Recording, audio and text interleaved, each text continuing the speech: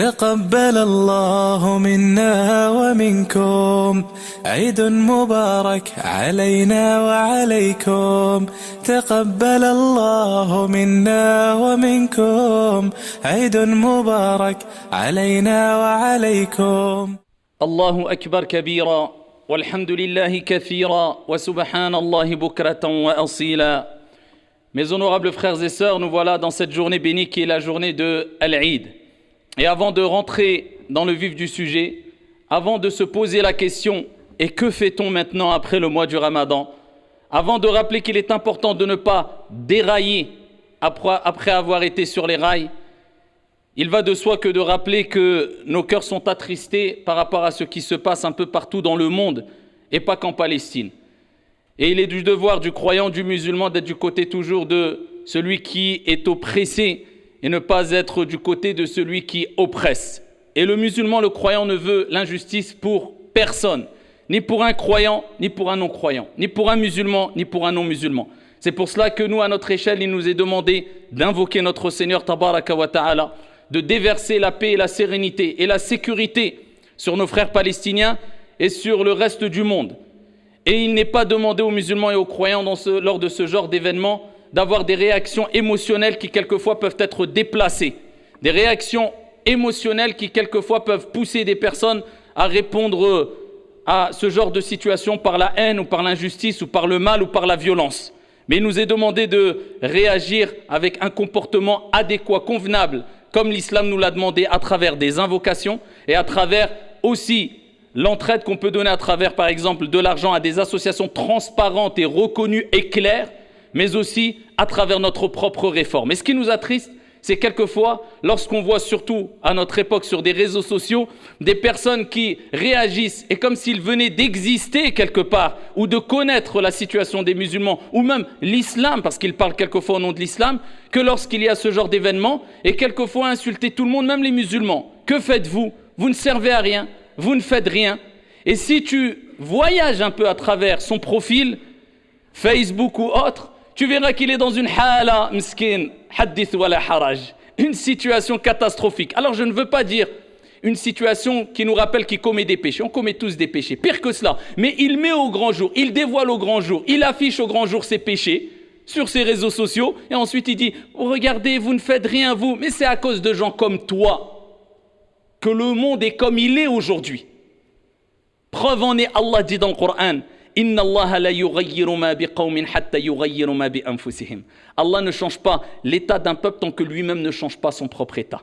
Donc c'est pour cela qu'il est important de remettre les choses au clair et de ne jamais répondre au mal par la bêtise ou exporter des problèmes et réagir n'importe comment. On veut la paix, la sérénité, la sécurité comme on la vit pour toutes et tous. Et on implore Allah subhanahu wa ta'ala de nous préserver et de préserver le monde de tout mal de manière générale. Amin ya rabbal alamin. Mes honorables frères et sœurs, ceci étant dit, il est important de rappeler à mes honorables frères et sœurs que bien sûr le Ramadan est parti.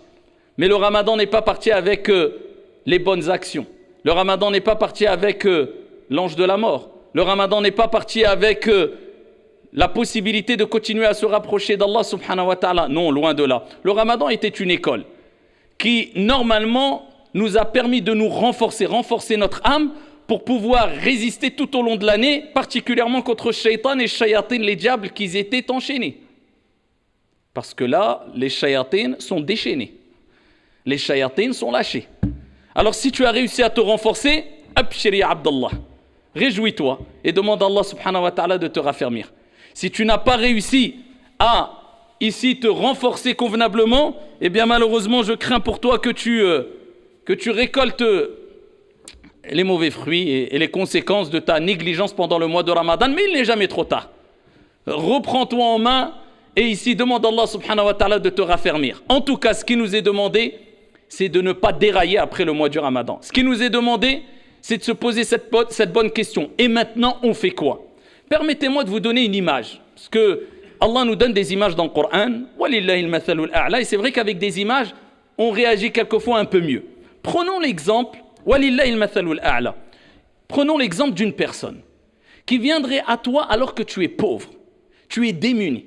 Tu es dans une situation financière catastrophique. Tu n'as même pas de quoi manger. Une personne vient à toi riche. de elle-même sans que tu ne l'aies sollicité. Et elle vient et elle t'abreuve. Elle te nourrit, plus que cela, elle t'enrichit. Tu passes de la pauvreté à la richesse, même disons excessif. Tu en as trop d'argent, tu en as beaucoup, tu en as énormément. Et une fois qu'il t'a enrichi, tout en rappelant que cette personne-là peut te reprendre ce qu'il t'a donné car il a main prise sur ta richesse. Mais il t'a enrichi. Et une fois qu'il t'a enrichi, eh bien tu tombes tout de suite après le dos avec ingratitude sans le remercier comme il se doit. Et en ayant un mauvais comportement vis-à-vis de lui. Eh bien tu vois cette image dégoûtante, cette image d'ingratitude, eh bien c'est un peu l'image de celui qui est venu au début du Ramadan pour rencontrer son Seigneur Tabaraka wa Ta'ala alors qu'il était pauvre. Khawi, vide, rien, quasiment rien comme bonne action par rapport à ce qui l'attend. Quasiment aucune richesse par rapport aux richesses qui l'attendent pendant le Ramadan. Parce que le Ramadan, c'est... On ne peut pas imaginer ce que renferme le Ramadan. Juste une nuit, quand Allah dit « Khayru min alfi shahr », meilleur que 1000 mois, on pense beaucoup aux 1000 mois. On dit donc 1000 mois, 83 ans. Non, non, non, on a oublié un mot, « khayrun », meilleur. Certains savants ont dit ça veut peut-être dire des milliards de mois. Sachant que 1000, c'était un terme qui était utilisé à l'époque du prophète alayhi salatu wassalam et des Arabes pour mentionner le nombre le plus grand. Ils disaient 1000 pour dire, comme si nous on disait aujourd'hui des milliards. Donc beaucoup de savants ont dit c'est peut-être des milliards que valait cette nuit-là. Donc c'est indescriptible la récompense qu'on a pendant Ramadan. Et toutes les récompenses et le bien qu'Allah Azza wa Jalla nous donne pendant le mois du Ramadan. Mais avec cela, eh bien après avoir profité de tout cela, après s'être rapproché d'Allah, après qu'Allah a enchaîné shayatin, après qu'Allah Azza wa Jalla nous a enrichis pendant le mois du Ramadan, eh bien voilà que des gens tournent le dos avec ingratitude, oublient tout et deviennent pires qu'avant le mois du Ramadan. C'est de l'ingratitude. Mais n'oubliez pas l'exemple que je vous ai donné précédemment. J'ai dit c'est une personne qui l'a enrichi et qui a main prise sur cette richesse. Il a accès à cette richesse. Il peut la récupérer comme il veut. Allah subhanahu wa ta'ala peut tout enlever du jour au lendemain. Combien sont morts après Ramadan alors qu'ils étaient devenus pires qu'avant Ramadan? Ils n'ont pas pris la leçon et ils n'ont pas éduqué leur âme pendant le mois du Ramadan et ils sont morts dans une hala hadith wa la haraj. Ayyuha al-ikhwatul kiram, Rabbu Ramadan, le Seigneur du Ramadan, c'est Rabbu Shawwal. C'est le Seigneur de Shawwal. On est dans le mois de Shawwal et c'est le Seigneur du reste des mois. L'ange de la mort ne prend pas de vacances. Les scribes qui notent tout ne prennent pas de vacances. Le livre, il n'est pas fermé. Ton histoire, elle est en train de se passer. Tu es encore en train d'écrire ton histoire. Les anges ne prennent pas de vacances. Ton Seigneur, c'est Al-Muraqib, celui qui observe tout, à qui rien n'échappe. Nulle somnolence et nul sommeil ne le prennent. Donc à toi de rester sur tes gardes après Ramadan et de rester sur les rails. Et vous savez ce qu'Allah subhanahu wa ta'ala nous dit dans le Coran? Et il nous donne un indice, Allah subhanahu wa ta'ala. Il nous dit وَيَزِيدُ اللَّهُ الَّذِينَ اهْتَدَوْا هُدًى وَيَزِيدُ اللَّهُ الَّذِينَ اهْتَدَوْا هُدًى. Allah accroît la rectitude de ceux qui suivent le bon chemin. Allah accroît la rectitude de qui? Ceux qui suivent le bon chemin. Cela veut dire quoi? Celui qui suit le bon chemin, Allah subhanahu wa ta'ala va le raffermir encore plus sur le droit chemin. Allah Azza wa Jal va le guider encore plus. Allah va lui faciliter encore plus les bonnes actions. C'est une preuve qui nous rappelle qu'un des signes qui montre ou qui prouve que notre Ramadan, ou peu importe notre hajj, notre prière, nos actes d'adoration sont acceptés, c'est de voir est-ce qu'après nos actes d'adoration, on continue à faire le bien, ou même encore mieux, on fait encore plus de bien ou pas. C'est à ceux qui ont suivi le droit chemin, Allah accroît leur rectitude. Amma ceux qui n'ont pas suivi le bon chemin, ceux qui ont été égarés ou ont manqué de sincérité, eh bien tu verras qu'ils plongent, ils retournent en arrière. C'est pas ils se réforment, ça devient de plus en plus catastrophique. Et ça c'est une règle générale, c'est pour ça qu'Allah Azza wa Jal dit dans le Coran Inna as-salata tanha 'anil fahsha'i wal munkar. La prière, elle éloigne du mal, du turpitude et du blâmable. Donc quelqu'un qui prie, normalement, il se réforme si sa prière est bonne. Mais quelqu'un qui Ramadan passe, le Hajj passe, les prières passent, les années passent, il devient de pire en pire, c'est un problème. Donc si tu vois que tu t'es réformé après le Ramadan, c'est une des preuves, un des signes, Inch'Allah, que ton Ramadan est accepté. Qu'il a eu un impact sur toi. Je ne t'ai pas dit, et je ne me suis pas dit à moi-même de devenir un ange après le Ramadan. et d'être comme quand on est pendant le mois du Ramadan. C'est presque pas possible. Parce qu'il y a une baraka, une bénédiction pendant Ramadan qu'il n'y a pas en dehors du Ramadan. C'est pour ça que pendant Ramadan, tu verras même Hadak, il est à l'ouest, Mskin. Warah Mskin, il est dans un alam, dans un monde. Wallah, tu le verras, il viendra à la mosquée. C'est une bénédiction, rahmatullah, miséricorde d'Allah. Mais, dis-toi, le gros défaut que j'avais pendant le Ramadan, ou avant le Ramadan, prends un gros défaut que tu avais, ou deux, un grand péché que tu faisais, corrige-le. Si tu as juste fait ça, falak alhamdi Allah. Wallah, il t'a fait énorme. Alhamdulillah. Donc ça, c'est une première leçon à retenir, ayyuha al-akhyar. Et surtout, n'oubliez pas que ce qui est le plus aimé auprès d'Allah, ce n'est pas de faire beaucoup d'actions. Mais le prophète, alayhi salatu wassalam, lorsqu'il fut interrogé, Ya Rasulallah, quelle est l'action la plus aimée auprès d'Allah? Regardez le prophète, l'éducation. Avec peu de paroles, il nous donne une grande éducation. Quelle est l'action la plus aimée auprès d'Allah? Il n'a pas dit c'est de faire ceci ou cela. Il a donné une qa'ida, une règle. Tu connais cette règle? Après le reste, vas-y, c'est facile. Adwamuha wa inqal. C'est l'action qui est régulière, même si elle est minime. C'est l'action la plus aimée auprès d'Allah. Tu fais 2 rak'at tous les soirs après l'Isha, mais tout le temps, c'est mieux que si un jour tu pries toute la nuit et pendant 2 semaines tu pries plus la nuit. Tu fais tes prières à l'heure, tes 5 prières, mais tout le temps, c'est mieux que tu fasses ça qu'une fois tu pries pendant 30 heures sans t'arrêter et pendant une semaine tu fais plus de prières. Fais le minimum mais régulier et progresse petit à petit. Allez, j'ai monté un échelon, j'ai enlevé ce péché, j'enlève petit à petit, doucement mais sûrement. Ce sont les actions les plus aimées auprès d'Allah subhanahu wa ta'ala. Ayyuha al-akhyar, ba'da Ramadan, après Ramadan, restons sur les rails et ne déraillons pas. Regardez ce qu'Allah dit dans le Coran. إن الذين قالوا ربنا الله ثم استقاموا تتنزل عليهم الملائكة ألا تخافوا ولا تحزنوا اللهم اجعلنا منهم وأبشروا بالجنة التي كنتم توعدون نحن أولياؤكم في الحياة الدنيا وفي الآخرة ولكم فيها ما تشتهي أنفسكم ولكم فيها ما تدعون. Le moment de la mort, de l'agonie, certains savants ils ont dit c'est à ce moment-là, il y a un deuxième moment aussi où les anges vont venir auprès de toi, c'est quand tu seras dans ta tombe, dans le moment de panique, où plus personne ne pourra t'aider. Le médecin autour de toi, désespéré, je ne peux plus rien, j'ai fait ce que je pouvais. Ta famille, ils ne peuvent plus rien pour toi, khlas, on va faire quoi? Ils sont autour de toi, ils te voient partir. Toi, tu te vois partir, impuissant, riche ou pas riche, fort ou pas fort, tu ne peux même peut-être pas bouger le doigt, tu ne peux plus rien. Et là voilà, ton âme, elle sort de ton corps, elle quitte le corps. Et là, c'est une situation, personne ne peut la décrire. Eh bien, à ce moment-là, il y aura des bienheureux.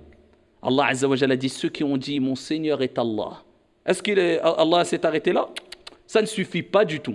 Inna alladhina qalu rabbuna Allah, mon Seigneur est Allah. C'est-à-dire, ils proclament ouvertement je suis musulman, mon Seigneur est Allah, j'adore Allah. Ils montrent ouvertement des paroles qui montrent leur appartenance à l'islam, comme on le voit beaucoup aujourd'hui, Dieu merci, mais ça ne suffit pas. Ça ne suffit pas. L'islam, c'est pas que la parole. L'islam, c'est pas que l'apparence. Allah, il rajoute thumma istaqamu. Ensuite, ils se sont tenus sur la voie droite. Ceux-là qui ont mis en application leurs paroles, ils ont dit que Dieu a dit de faire du bien, ils font le bien. Dieu a parlé de la prière, ils font la prière. Dieu n'aime pas les grands péchés, ils s'écartent des grands péchés. Ceux qui appliquent ce qu'ils disent, Allah il dit, les anges descendront auprès d'eux. Qu'est-ce qu'ils leur diront les anges? Au moment où tu seras en panique, n'aie pas peur. Imagine-toi des anges, tu sais que c'est des anges, tu les reconnais, des anges, malaïka, nour, la lumière. Les anges ont été créés de lumière. Au moment de panique, où tout semble obscur, non. Les anges, ne panique pas, n'aie pas peur, ne t'attriste pas, ils te calment. Et réjouis-toi, on t'annonce la bonne nouvelle d'un un vaste paradis. On est ton allié, ici-bas et dans l'au-delà. Et ils t'accompagneront al-malaïka. C'est pour qui? Ceux qui sont restés sur al-istiqama, la voie droite. Ils n'ont pas déraillé.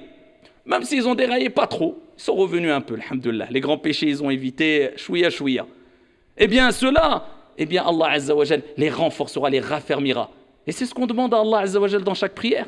Surat al-Fatiha, 5 fois par jour, on prie. Et combien de fois on récite Surat al-Fatiha, chaque rak'a, et qu'est-ce qu'on dit? Une dua. Surat al-Fatiha, c'est des invocations. Ihdina sirat al-mustaqim. Ya Allah, guide-nous. Et pourquoi on ne dit pas Ihdini, guide-moi? Mais pourquoi Allah il veut que chaque musulman dise Ihdina? Les savants ont dit pourquoi? Parce que c'est une dua. Et si toi tu dis guide-moi, peut-être ton invocation ne sera pas acceptée. Mais si tous les musulmans du monde entier disent guide-nous, et ils font dua pour tous les musulmans en disant guide-nous, c'est sûr et certain qu'il y en aura qui auront l'invocation acceptée. Alhamdoulilah, on sera tous guidés sur le droit chemin. Ihdina as-sirata al-mustaqim. L'islam, ce n'est pas de l'individualisme. On pense à nos frères. Et plus tu penses à tes frères, et plus Allah il pense à toi. Et plus tu réussiras. Celui qui dit, comme le prophète alayhi salatu wa salam a dit, Allahumma ghfir lil muslimin wal muslimin, Allah pardonne aux croyants et aux croyantes, aux musulmans et aux musulmanes. Le prophète a dit, tu auras une hasanat pour chaque musulman et musulmane qui ont été vivants ou morts. Ça veut dire, toi, tu as dit une dua. Oh, Allah pardonne aux musulmans et aux musulmanes. Il y a combien de musulmans et musulmanes qui ont vécu dans le monde? Des milliards. En une dua, en 4 secondes, même si tu es un ignorant, tu as fait cette dua, tu as des milliards de hasanat. C'est pas beau l'islam? L'islam t'appelle à penser à ton frère. Tu fais une dua pour ton frère, eh bien il y a un ange qui est auprès de toi qui dit, et pour toi la même chose. Pour toi, tu n'as pas fait de dua pour toi. Tu as pensé à ton frère, Allah pense à toi. C'est ça l'islam, c'est la fraternité. Et le jour de l'Eid, ça nous rappelle la fraternité. Et les fruits de la fraternité. Vous voyez le jour de l'Eid, ce qu'on ressent? On s'embrasse tous, sauf aujourd'hui parce qu'il y a le Covid malheureusement, mais le cœur est là, le cœur y est. On est tous proches, on se visite, on se pardonne. Le résultat est quoi? Eh bien c'est un jour où on est tous heureux. On ressent une joie, une sakina, une sérénité qu'on ne ressent pas dans un autre jour. Pourquoi? Parce que c'est le jour où vraiment on concrétise la fraternité. Allez mon frère, il y a des problèmes avec lui, j'ai de la jalousie, j'ai des problèmes, c'est pas grave, de côté. Allez, taqabbal Allahu minna wa minkum, et voilà, tu pardonnes. C'est ça l'islam, ayyuhal akhyar. C'est de pardonner, de se rapprocher de ses frères. Et c'est d'évoluer comme ça, tous ensemble. On est tous dans le même bateau et faire du bien autour de nous, dans la société, autour de nous, montrer une bonne image. La vraie image qui est as-salam. C'est la paix et vouloir le bien pour les autres. Et je terminerai avec 2 recommandations du prophète alayhi salatu wa salam. La première, c'est une invocation qu'il a enseignée à Mu'adh. Et la deuxième, c'est une invocation que lui-même alayhi salatu wa salam récitait tout le temps. Et ça, on doit vivre avec et mourir avec. Il dit, ô Mu'adh, je t'aime. Imaginez-vous quelqu'un de pieux, un savant vous dit, je t'aime. Déjà là, un roi te dit, je t'aime. Oh, le prophète Mohammed alayhi salatu wa salam dit, Foulan, Mohammed, je t'aime. C'est khalas, t'as tout gagné. Ah, il peut m'arriver ce qui m'arrive, khalas. Eh bien, il dit, ô Mu'adh, je t'aime.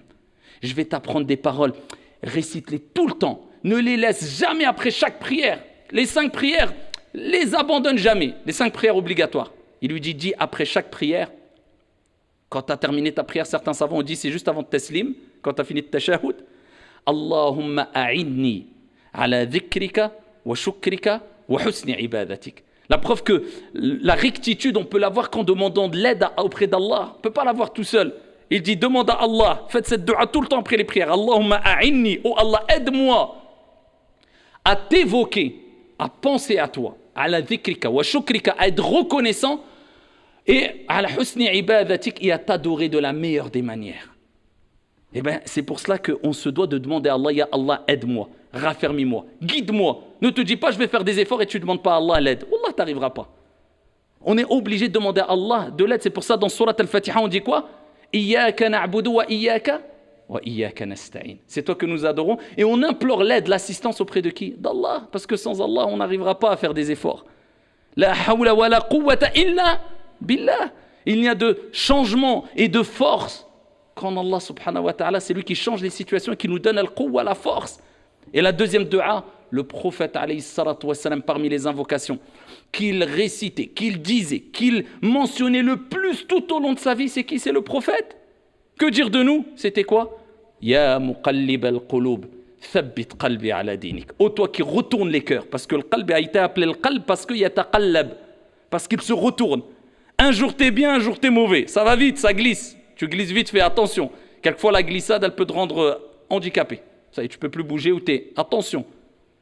Le cœur, il change, la situation change, l'état de la personne change. Le prophète, tout le temps, il répétait « Ô toi qui retournes les cœurs, raffermis, laisse mon cœur, raffermis mon cœur sur ta religion. » Donc voilà les 2 duas qu'il ne faut jamais oublier. « Allahumma a'inni ala dhikrika wa shukrika wa husni ibadatika » et la deuxième « Ya muqallib al-qulub, thabbit qalbi ala dinik » Ô toi qui retournes les cœurs, raffermis mon cœur dans la religion.